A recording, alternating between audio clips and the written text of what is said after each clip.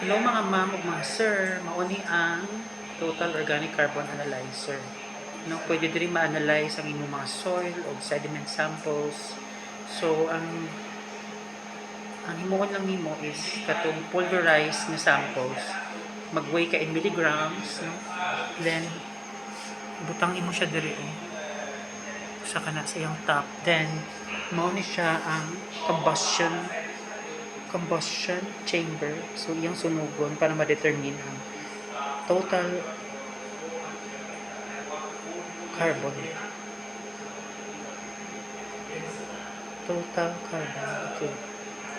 Then, naa siya of course iyang power source, mga batteries.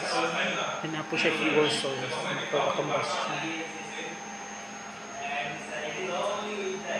O connected po siya sa computer unit, desktop, where automatically mabutang na diha ang mga values, no?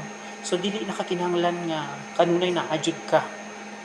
So you can do your work in your room or in your office, then balikan na lang nimo later. Check lang nimo from every hour or every 2 hours. So mag-run na lang siya automatically. Mag-record na lang siya dito. Ano siya, no? So the total carbon analyzer